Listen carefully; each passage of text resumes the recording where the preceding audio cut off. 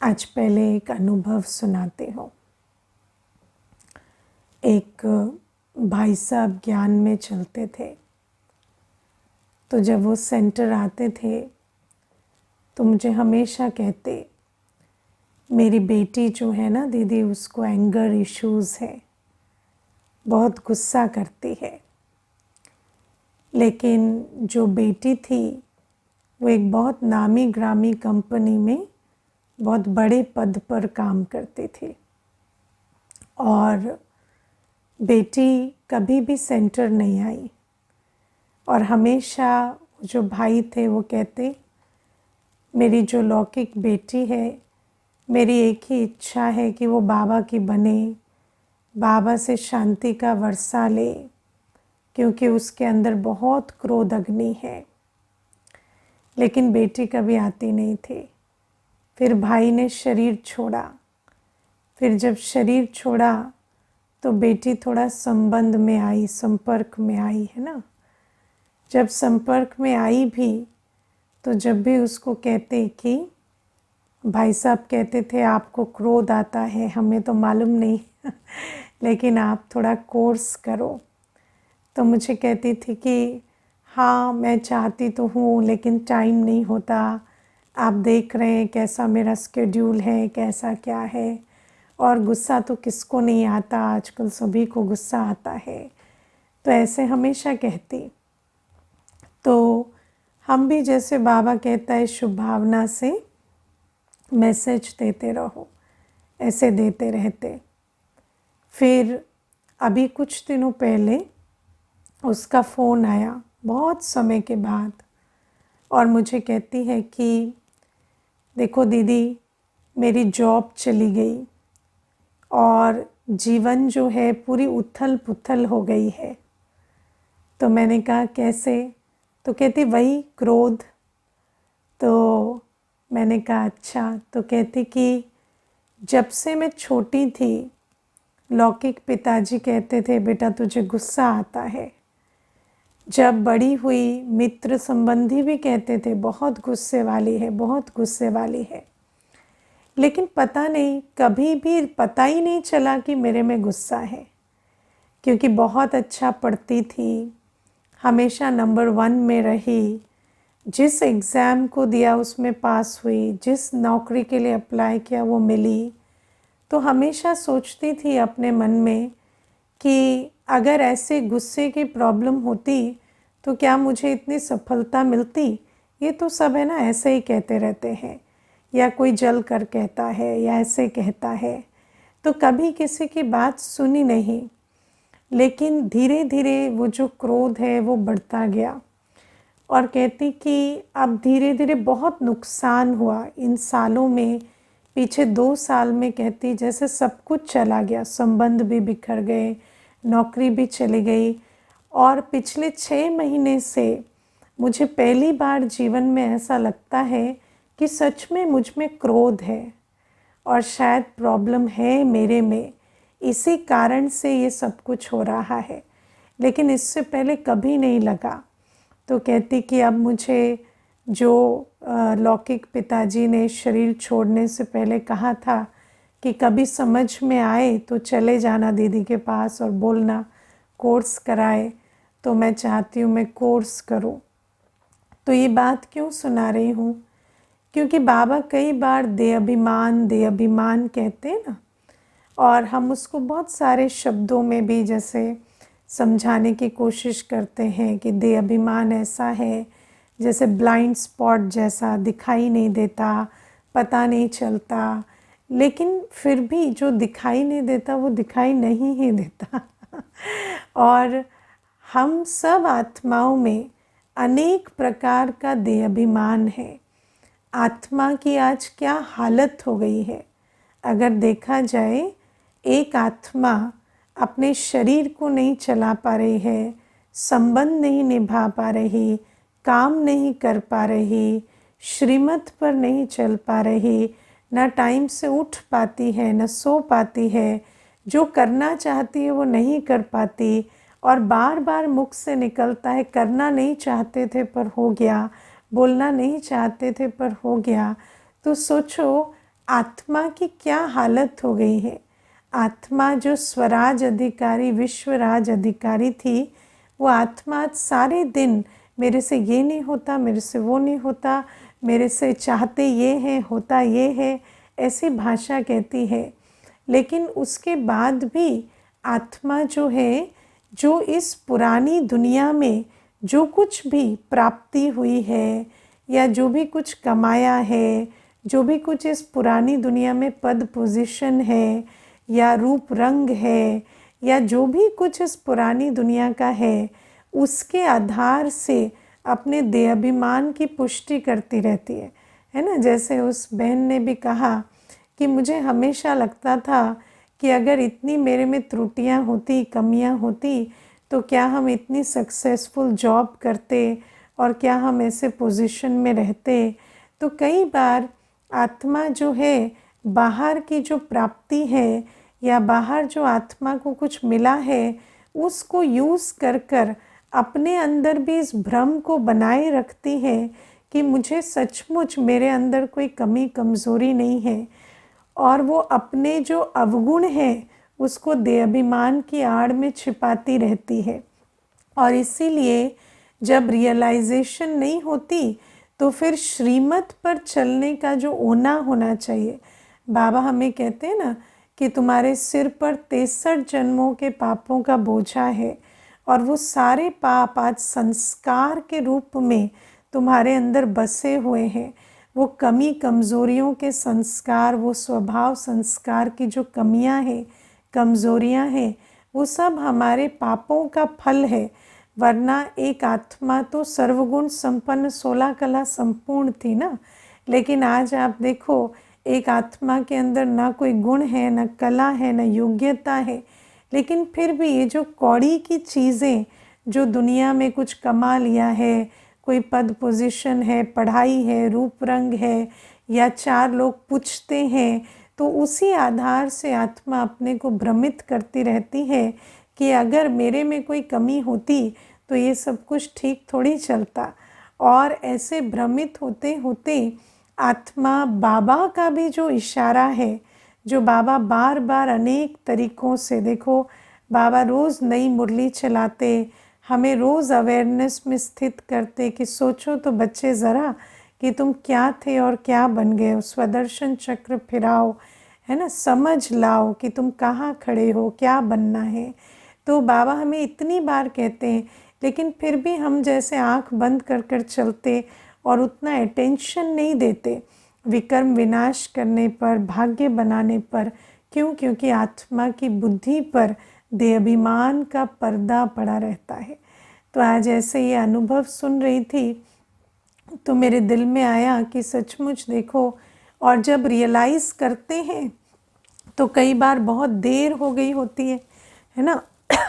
और बहुत देर माना अभी क्या है कि जैसे वो आत्मा भी है, रियलाइज़ करती है, लेकिन अभी उसके जीवन की परिस्थितियां ही इतनी विषम हो गई हैं और मनस्थिति भी इतनी खराब हो गई है कि अभी ज्ञान भी सुनती है तो उतना कंसंट्रेशन नहीं है, क्योंकि बहुत एंग्जाइटी और दुख भी जो है वो अंदर आ गया है। तो इसीलिए ये जो देहाभिमान है जिसके प्रति बाबा सावधान करते हैं, उस देहाभिमान से हमें बहुत सतर्क रहना है।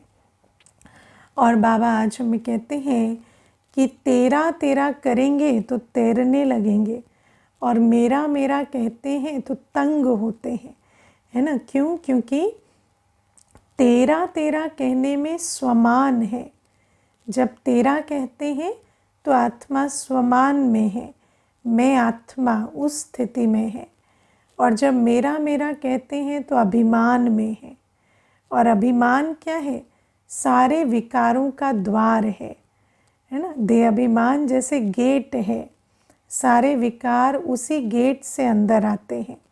तो ये जो मेरा शब्द है, ये अज्ञान का शब्द है ना। जब हम इस पुरानी दुनिया में किसी को भी या कुछ को भी मेरा कहते हैं तो ये एक अज्ञान का शब्द है ना। और अज्ञानतावश हम क्या करते, मेरा मेरा कहते बहुत सारे विकारों का द्वार खोल देते हैं।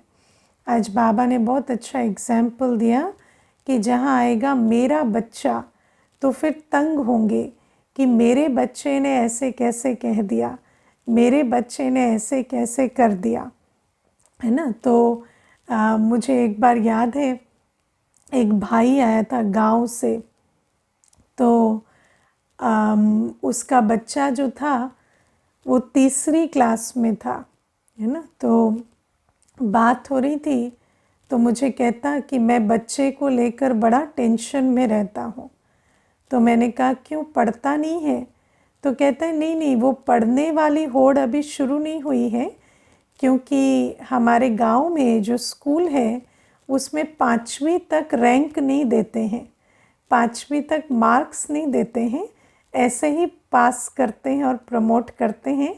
5वीं के बाद माता पिता का कंपटीशन शुरू होता है कि भाई तुम्हारा बच्चा तो नालायक है और तुम्हारा कौन सा बहुत अच्छा है ना। तो आप सोचो कि मेरा बच्चा कहते हैं, माता पिता के अंदर भी जैसे अभिमान और अपमान की लहर आती है।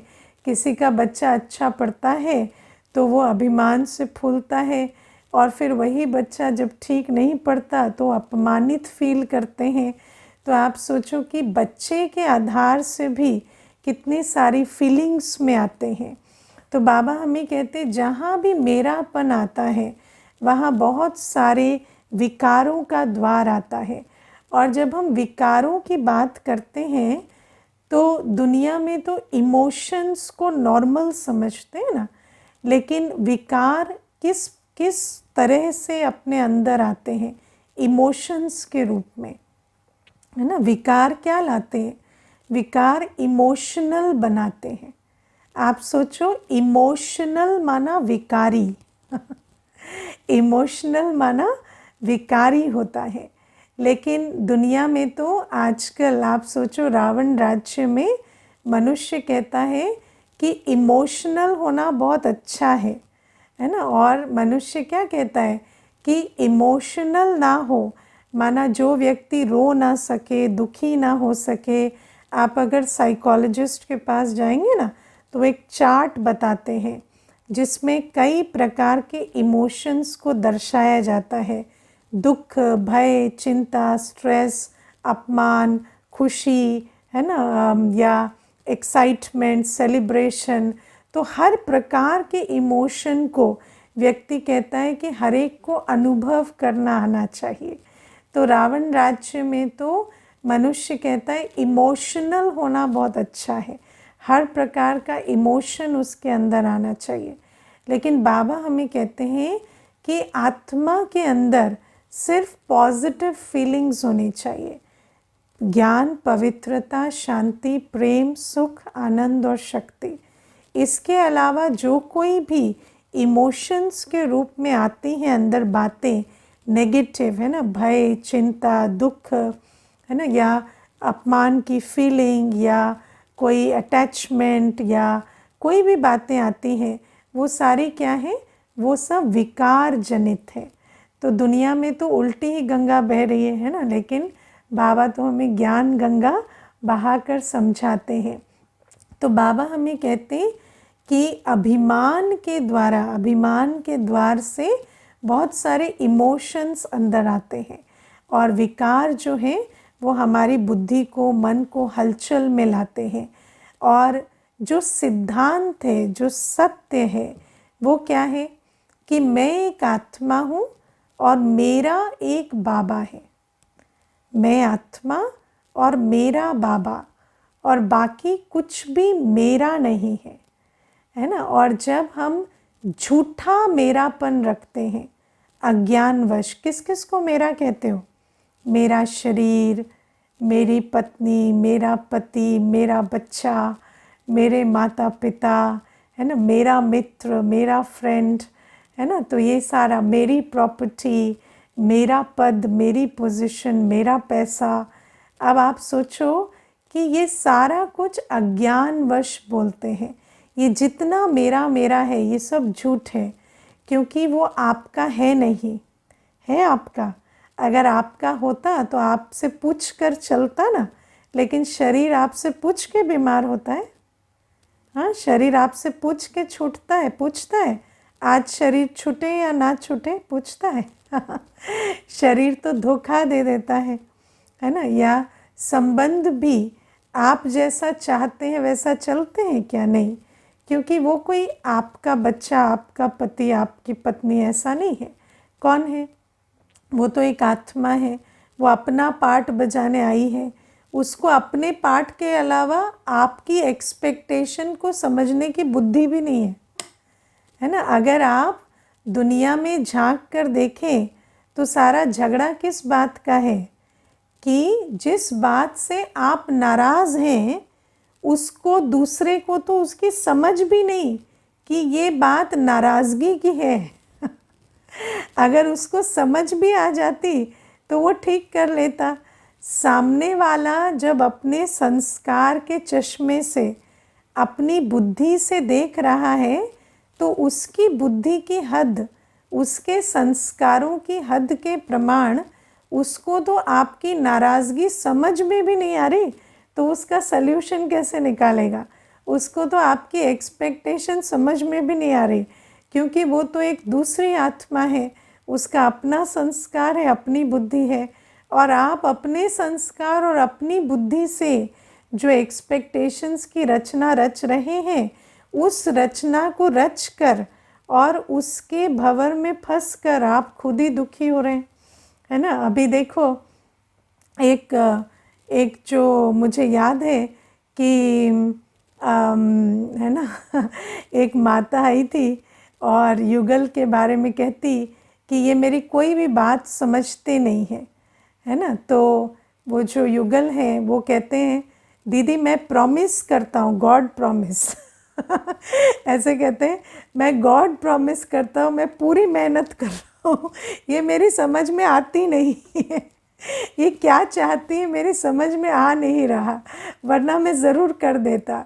ये कब क्या चाहती है वो पता ही नहीं चलता है ना। तो आप देखो कि इस प्रकार से भी हम आज चल रहे हैं कि सामने वाला जो, इसीलिए जब हम इस संसार में चलते हैं तो ये जो मेरेपन का भ्रम है इसको हटाना है।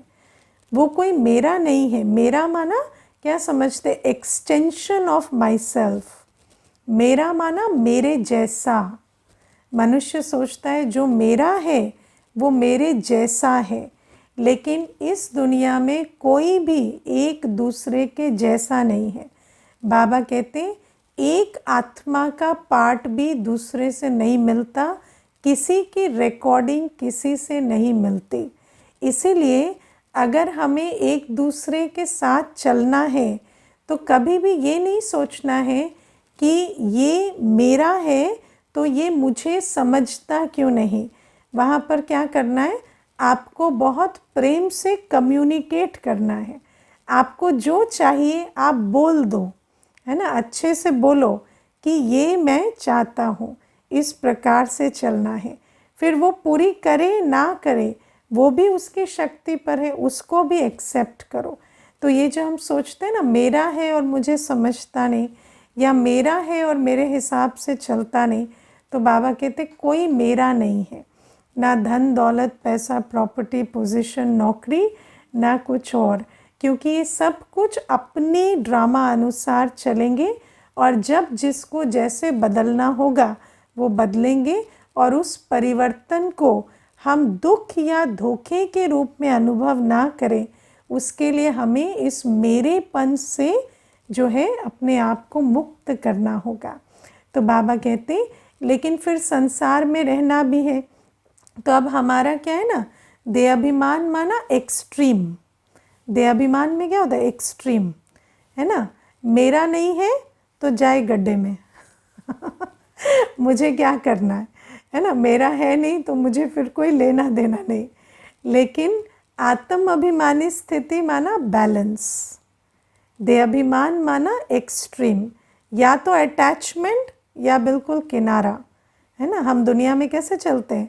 या तो बहुत अटैचमेंट, या तो दिन में 4 बार फ़ोन, या फिर बिल्कुल ही नंबर ब्लॉक, है ना। और फिर कहेंगे हमें और बर्दाश्त नहीं होता, ऐसे ऑनलाइन भी देख लेते हैं ना तो इरिटेशन हो जाती है, इसीलिए ब्लॉक ही कर देना पड़ता है। तो देहाभिमान माना एक्सट्रीम, या तो बहुत लगाव में या बिल्कुल किनारा करेंगे। लेकिन बाबा कहते आत्म अभिमानी माना न्यारा भी और प्यारा भी, बैलेंस है ना, लव एंड लॉ का बैलेंस, न्यारे प्यारे का बैलेंस।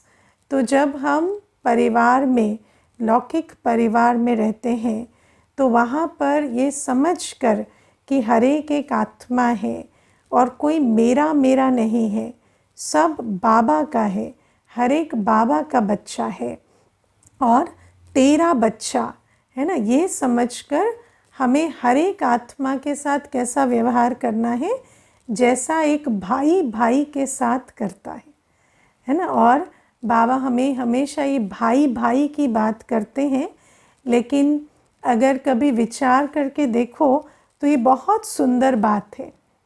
दुनिया में भाई भाई के रिलेशन से ज़्यादा सुंदर कुछ नहीं होता। भाई भाई के रिलेशनशिप में कैसा होता है, बिल्कुल न्यारापन भी है, क्योंकि उसको पता है मैं कुछ कर तो सकता नहीं हूँ, है ना, लेकिन साथ में बहुत प्यार भी है। भाई भाई कैसे होते हैं, पिताजी गाली देंगे ना तो एक भाई को गाली पड़ी तो दूसरा उसमें कुछ नहीं कहेगा, लेकिन बाद में उसको समझाता रहेगा, कोई बात नहीं, ऐसे ही है पिताजी, मुझे भी डांट देते हैं, क्या करें, है ना। तो वो उस समय पर वो कुछ करेगा नहीं, लेकिन उसको स्नेह सहयोग शक्ति ज़रूर देता रहेगा, है ना। तो बाबा भी हमें कहते हैं कि तुम भी भाई भाई होकर चलो, किसी आत्मा के लिए ऐसे मत समझो कि हम इनका भाग्य बदल सकते हैं या हम इनके कर्मों की जिम्मेवारी उठा सकते हैं। हम कुछ नहीं कर सकते। किसी आत्मा की डेस्टिनी मेरे हाथ में नहीं है, किसी आत्मा के संस्कारों को बदलना मेरे हाथ में नहीं है, लेकिन मेरे हाथ में क्या है, हर आत्मा को 3 चीज़ देना, स्नेह, सहयोग और शक्ति, है ना। हर आत्मा भाई को मुझे स्नेह देना है, सहयोग देना है और शक्ति देनी है, और वो भी कैसे, बिल्कुल न्यारा प्यारा होकर, है ना। तो ना लगाव है, ना झुकाव है, ना प्रभाव है, लेकिन पूरा स्नेह, सहयोग और शक्ति भी है। हर एक आत्मा के साथ जब लौकिक व्यवहार में चलते हैं तो उनके साथ हमें उस आत्मा को सशक्त करना, और जो भी रोल है, माना माता पिता का रोल है तो चाहे भोजन बना कर देना है, स्कूल की फ़ीस भरनी है, वो तो करना ही है, या कोई रोगी बीमार है तो उसको शरीर के उस रूप से भी सहयोग देना, लेकिन हर आत्मा के लिए हमें सदा स्नेही, सहयोगी और शक्ति स्वरूप होकर उस आत्मा की पालना करनी है। तो बाबा कहते लेकिन वो स्वरूप में स्वयं स्थित हो सके उसके लिए पहले क्या करना है, उसके लिए पहले मेरे बाबा से मेरा संबंध ठीक होना चाहिए, है ना। और इसीलिए लव के लिए लॉ का बैलेंस चाहिए।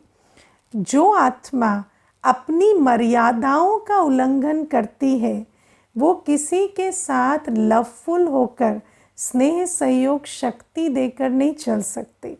तो मुझे बाप से शक्ति भरनी है, मुझे बाबा की जो श्रीमत है उस पर चलकर अपने स्वरूप को नॉलेजफुल, लवफुल, पावरफुल बनाना है। ईश्वरीय श्रीमत की मर्यादा में रहकर, लॉ को मानकर मुझे अपनी स्थिति को लवफुल बनाने की शक्ति लानी है। तब जाकर हम गृहस्थ व्यवहार में रहते हर एक के साथ न्यारा प्यारा होकर चल सकेंगे। कई बार क्या होता है, कई बार क्यों, दुनिया में तो यही चलन चलते हैं ना कि हर एक को स्नेह दें, लेकिन अपनी मर्यादाओं को तोड़ तोड़ कर, विकारी बनकर, है ना। अपने जीवन में न पवित्रता है, न दिव्यता है, न योग है, न सेवा है, कुछ नहीं है, तो बल कैसे होगा। और जहाँ बल ही नहीं वहाँ दूसरे आत्मा को शक्ति का सहयोग कैसे देंगे। तो बाबा हमें कहते इसीलिए स्पिरिचुअलिटी माना बैलेंस, बैलेंस लव और लॉ का, न्यारे और प्यारे का। और बाबा कहते वृत्ति क्या हो कि हम ट्रस्टी हैं, है ना। और ट्रस्टी की रिस्पॉन्सिबिलिटी क्या होती है, ट्रस्टी के अंदर कोई लगाव नहीं होता, लेकिन ट्रस्टी संभाल पूरी करता है ना। संभाल करना, सफल करना वो ट्रस्टी का काम है। लेकिन ट्रस्टी के अंदर कोई लगाव नहीं होता। तो हमें इस वृत्ति से गृहस्थ व्यवहार में चलना है। अब देखो, जब बाबा हमें कोई श्रीमत देते हैं तो सबसे पहले हमें क्या करना होता है, उस श्रीमत के आधार से जब हम विचार सागर मंथन करते हैं, जैसे आज बाबा ने हमें वरदान दिया, अब जब हम इस पर विचार सागर मंथन करेंगे ना, तो हमारे अंदर वो जो ट्रस्टीपन क्या होता है वो समझ और ट्रस्टी की वृत्ति क्रिएट होगी। क्योंकि हम इस दुनिया में ट्रस्टी बनकर रहना नहीं जानते। जानते क्या, हम तो ऑफिस जाके भी मेरा मेरा करने लगते हैं, मेरी कुर्सी, मेरा पैसा, मेरी पावर, है ना। हाँ, कई तो ऐसे भी होते हैं, मानो सरकार ने कोई पोजीशन दी है तो भी कहेंगे आप मेरी पावर नहीं जानते, है ना, आपकी पावर थोड़ी है, आप तो आप तो है ना सेवादारी है। लेकिन वहाँ पर भी मेरापन आ जाता है। तो आप सोचो मेरेपन का संस्कार कितना तीक्ष्ण है। और मैं ऐसा समझती हूँ, जो मेरा अनुभव है, कि इस दुनिया में जो जितना भी करप्शन है उसका जो कारण है वो यही है कि हमारे अंदर ट्रस्टीशिप का संस्कार नहीं है ना। हमें कोई भी चीज़ मिलती है तो हम उसका एब्यूज़ शुरू कर देते हैं, क्योंकि हम समझते हैं मेरा है, और जहाँ मेरा है वहाँ एब्यूज़ है। ये भी एक बहुत सुंदर बात है कि जहाँ पर भी मेरापन आता है वहाँ एब्यूज़ शुरू हो जाता है। अमानत में ख़यानत नहीं करते ये बताया गया है, लेकिन जो अमानत नहीं है उसमें ख़यानत नहीं करते वो कभी सिखाया नहीं गया। तो हमें क्या बताया गया है, जो अमानत है उसमें तो ख़यानत नहीं कर सकते, लेकिन जो अमानत नहीं है, जो अपना है उसको तो कितना भी दुरुपयोग कर सकते हैं। तो इसीलिए ये जो इंटरेस्टिंग रावण राज्य में जो हमारी बुद्धि पर पर्दा पड़ा हुआ है, इसी कारण से इतना करप्शन है। चाहे आप, इसीलिए बाबा कहते हैं ना भ्रष्टाचारी, हमारे आचरण में एक्यूरेसी नहीं है, हमारे आचरण में वृद्धि नहीं होती, हमारे आचरण से किसी चीज़ की वृद्धि नहीं होती, हम हर चीज़ को खराब करते हैं। क्यों? क्योंकि हमारे अंदर ट्रस्टीशिप नहीं है। और बाबा ये शब्द कितनी बार कहते हैं, आप सोचो ब्राह्मणों की डिक्शनरी में तो ये ट्रस्टी शब्द जैसे है ना, मैं समझती हूँ कितनी मंथन क्लास भी ट्रस्टी के ऊपर हो चुकी है लेकिन फिर भी ट्रस्टी हम बनते नहीं हैं। क्यों?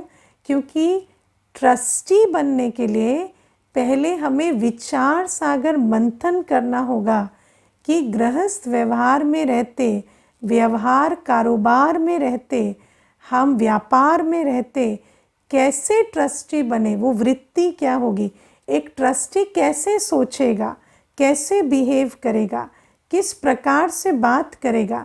अलग अलग परिस्थितियाँ जो आपके जीवन में आती हैं, उस जीवन की परिस्थितियों में एक ट्रस्टी किस तरह से रिस्पॉन्ड करेगा, उस पर आपको बहुत विचार सागर मंथन करना होगा। और जब आप विचार सागर मंथन बहुत करेंगे ना, तो वो जो ट्रस्टीपन है वो आपकी स्थिति बनेगी, और उस स्थिति से आप उस स्थिति से वृत्ति का जन्म होता है, और उस वृत्ति से आप सारे दिन कर्म कर सकेंगे। इसीलिए जब बाबा हमें कोई श्रीमत देते हैं तो हम ये ना सोचे हाँ हमने सुन लिया, सुनने से नहीं होगा, क्योंकि बाबा ये जो बातें हमें बता रहे हैं नई बातें हैं, है ना, ये बहुत नई बातें हैं। हम 63 जन्मों से ट्रस्टी होकर चले नहीं हैं, सिर्फ मेरेपन में गोते खाए हैं हमने।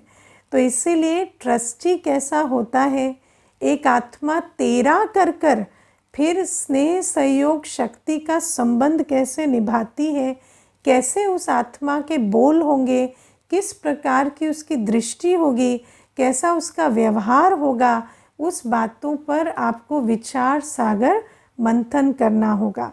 क्योंकि हमारा तो ये है, जो मेरा है उसके ऊपर तो सब कुछ लुटा दो और फिर उसको सारे ज़िंदगी ब्लेम करते रहो, हमने इनका इतना किया, इन्होंने तो हमें पूछा भी नहीं, इन्होंने मैं धोखा दिया, इनकी वजह से हम दुखी हुए, है ना। कई तो ऐसे अपने बच्चों को ही है ना ब्लेम करते रहते हैं कि हमारे बच्चों के कारण हम इतने दुखी हैं और बच्चा पूछता नहीं है, इन पे हमने जीवन लुटा दी। तो बाबा हमें कहते हैं कि और जो मेरा नहीं है उसको देखो भी मत, उसके प्रति कुछ भी मत करो। ये हम उस कल्चर में बढ़ते आए हैं। लेकिन बाबा कहते हैं मेरे को तेरा करके संभालना और फिर तेरे को मेरा करके संभालना, क्योंकि मेरे को तेरा करेंगे तो तेरे को भी मेरा करना पड़ेगा। ईश्वरीय जिम्मेवारियाँ जो बाबा हमें देते हैं कि विश्व कल्याण के कार्य को बच्चे मेरे संभालो, उस कार्य की जिम्मेवारी भी हमें लेनी पड़ेगी।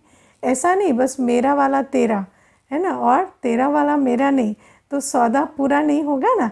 तो बाबा कहते ट्रस्टी के साथ फिर विश्व कल्याण की जिम्मेवारी का ताज भी लेना पड़ता है। तो ये पहली बात। फिर बाबा आज हमें कहते हैं कि साधु सन्यासी भी अडॉप्ट करते हैं और बाबा भी अडॉप्ट करते हैं। लेकिन साधु सन्यासी जब अडॉप्ट करते हैं तो उनके वो जो अडॉप्टेड हैं वो क्या कहलाते हैं, चेले, है ना। लेकिन जब बाबा अडॉप्ट करते हैं तो हम क्या कहलाते हैं, बच्चे, है ना। और बच्चा कैसा होता है, बाप समान। बच्चा कैसा होता है, बाप जैसा होता है, जैसा बाप वैसा बच्चा। जब हम चेला कहते हैं तो गुरु और चेला एक नहीं हो सकते, वो तो हो ही नहीं सकते, कहते हैं ना चेला चेला ही रहेगा। और यहाँ जैसे ही जन्म लिया तो पहली बात क्या समझ में आई, मैं बच्चा हूँ तो बाप जैसा हूँ। दुनिया में भी आप देखो शरीर का पिता है, तो जब बच्चा पैदा होता है तो पहले ही क्या कहते हैं, माँ पे गया है बाप पे गया है ना। तो पहले उसका चेहरा देखने लगेंगे कि किस पे गया है, क्योंकि शरीर के माता पिता हैं तो शरीर तो उनके जैसा होगा, ये बात अंडरस्टूड है, क्योंकि बच्चा जो है वो माता पिता जैसा ही होता है। अब वहाँ शरीर के माता पिता हैं तो बच्चा भी शारीरिक रूप से माता पिता जैसा होगा, लेकिन आत्मा के वो माता पिता नहीं है वो आत्मा के माता पिता है क्या, नहीं। लेकिन वो इस बात को समझते नहीं है, इसीलिए जैसे छोटा बच्चा भी है ना 3 वर्ष का 4 वर्ष का होने लगता है तो माता पिता कहते हैं पता नहीं ये कहाँ से इसकी आदतें हैं, मेरे में तो नहीं है, इसके पापा में भी नहीं है, लेकिन पता नहीं इस बच्चे में ये आदतें कहाँ से आ गई, है ना। एक माता पिता कहते थे इतनी झूठ बोलता है दीदी, हमारे घर में कोई भी नहीं बोलता पता नहीं कहाँ से सीखता है, अभी तो स्कूल भी नहीं गया है।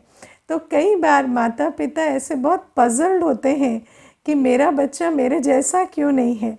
लेकिन बाबा कहते हैं कि तुम तो सिर्फ शरीर के माता पिता हो, और तुम शरीर के माता पिता हो तो शरीर तुम्हारे जैसा है, लेकिन संस्कार तुम्हारे जैसे नहीं हो सकते, क्योंकि तुम आत्मा के माता पिता नहीं हो। लेकिन बाबा कहते हैं मान लो एक बच्चा है जिसके माता पिता जन्म से ही बिछुड़ गए, तो क्या होता, उस बच्चे को अपनी शारीरिक पहचान भी नहीं होती उसको पहचान, उसको अपने जाति धर्म कुल सरनेम कुछ नहीं मालूम होता, शरीर की आइडेंटिटी क्राइसिस होता है उसको। लोग भी कह देते पता नहीं कौन है, किसका बच्चा है, हमें तो मालूम ही नहीं, है ना। तो बाबा कहते ऐसे ही तुम मेरे बच्चे हो और तुम मेरे जैसे हो, तुम्हारे गुण तुम्हारा स्वरूप तुम्हारी शक्तियाँ सब मेरे जैसे हैं। मैं सागर हूँ, तुम मास्टर सागर हो, लेकिन तुम मुझसे बिछुड़ गए, और क्योंकि तुम बिछुड़ गए इसीलिए तुम अपने आप को जानते नहीं थे और भूल गए थे, और इसीलिए तुम्हें अपनी स्पिरिचुअल आइडेंटिटी का पता नहीं था कि तुम्हारे वास्तविक गुण क्या हैं, तुम्हारी शक्तियाँ क्या हैं, तुम्हारा स्वरूप क्या है। लेकिन जैसे ही मैं तुम्हें वापस अडॉप्ट करता हूँ तो तुम्हें फिर याद आने लगता है। एक बहुत अच्छी कहानी है इसमें, आप लोगों ने पहले भी सुनी होगी, मैंने भी क्लास में सुनाई है, कि एक चूज़े का बच्चा जो था, है ना, नहीं एक ईगल का बच्चा चूज़ों के बच्चों के बीच में पलता है। ईगल होती है ना, अपने अंडे दूसरे के जो नेस्ट में है ना दे देती है। तो ईगल का बच्चा जो है वो चूज़ों के बीच पलने लगता है, तो वो अपने आप को क्या समझता है, चूज़ा, तो कभी पंख ही नहीं फैलाता क्योंकि उसको पता है ये उड़ नहीं सकते तो मैं भी नहीं उड़ सकता। लेकिन एक दिन वो आसमान में एक ईगल को उड़ते हुए देखता है, तो जब वो देखता है तो विचार चलता है उसका, ये तो कुछ मेरे जैसा लग रहा है ना, लेकिन ये तो आसमान में उड़ रहा है, मैं तो कभी उड़ा नहीं। तो वो सोचता है कि इसके पंख हैं, ये फैलाकर उड़ रहा है, पंख तो मेरे भी हैं, तो क्या मैं फैलाऊं तो मैं भी उड़ जाऊंगा। तो वो भी पंख फैलाता है और उड़ान भरता है, तो वो भी उड़कर आसमान छू लेता है। तो बाबा भी हमें कहते हैं कि ऐसे ही तुम भी जो मेरे बच्चे हो, देह अभिमान की दुनिया में आकर भूल गए थे, और फिर जब तुम मुझे मिलते हो, मैं आकर तुम्हें अपना बनाता हूँ, तो तुम्हें याद दिलाता हूँ कि तुम तो एक आत्मा हो, तुम्हारे ये गुण है, ये शक्तियाँ हैं, ये स्वरूप है, तुम्हारी ये दिव्यता श्रेष्ठता है। तो जैसे जैसे तुम अपने को पहचानने लगते हो, तुम बाप समान बनते जाते हो। तो बाबा ये बहुत बड़ी बात कहते हैं, और बाबा कहते हैं बच्चा वर्षे का अधिकारी होता है ना। जैसे दुनिया में भी बच्चा पैदा हुआ तो मालूम है बाप की प्रॉपर्टी पर इसका हक है, ऐसे ही बाबा कहते हैं मैं स्वर्ग का रचयिता हूँ, तो तुम बच्चों का भी स्वर्ग की प्रॉपर्टी पर अधिकार है। लेकिन दुनिया में लौकिक माता पिता और परम पिता में एक बड़ा अंतर है। वो क्या? लौकिक माता पिता प्रॉपर्टी तो देते हैं लेकिन लायक नहीं बनाते है ना। इसीलिए हाँ, कपूत को सब कुछ सौंप जाते हैं और कपूत किया कराया भी सारा पानी में मिला देता है लेकिन बाबा परम पिता क्योंकि नॉलेजफुल है तो लायक बनाकर प्रॉपर्टी देते हैं। और फिर बाबा कहते हैं तुम्हारी वो जो प्रॉपर्टी है, वो जो सुख शांति की दुनिया मैं तुम्हें देकर जाता हूँ, वो पूरे 21 जन्म कायम रहती है। अच्छा, ओम शांति।